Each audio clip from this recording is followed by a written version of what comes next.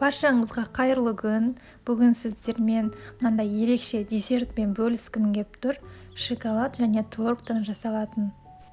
Бірінші бізге керегі қара шоколад. Кез келген қара шоколад болады. Оны біз микроволновкада немесе водяной баняда жақсылап ерітіп аламыз. Кейіннен мынандай силиконовый формаға әбден толықтай жан-жағын бәріне жағып шығамыз. Дайын болған шоколадымызды холодильникке 1-2 минутқа қоямыз. Келесі начинкасын дайындайтын боламыз. Бізге ол үшін қаймақ керек. Кез келген проценттік қаймақ жарай береді. Және бал и творогты үшеуін араластырып, жақсылап блендермен езетін боламыз.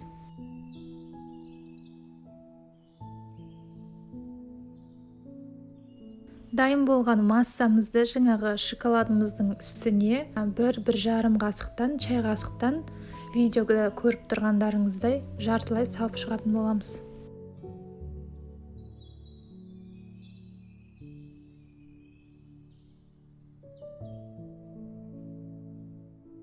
Енді осы творогымыздың үстіне мен варенье салдым.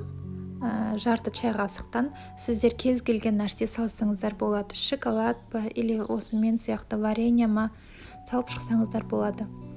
Енді қалған творогымызды осы массамыздың үстіне толықтай толғанша бәрін салып шығатын боламыз.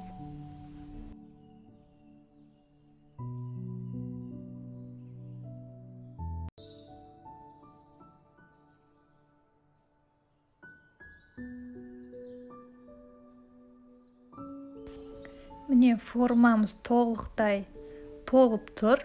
Енді осының үстіне тағы да ерітілген шоколадты жағып шығамыз да холодильникке 10-15 минутқа қойсаңыздар болады, ал морозильникке 5 минутқа қойсаңыздар болады.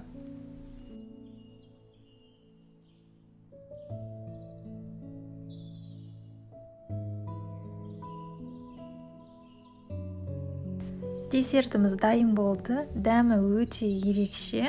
Сіздерге де жасауға кеңес беремін. Ас болсын.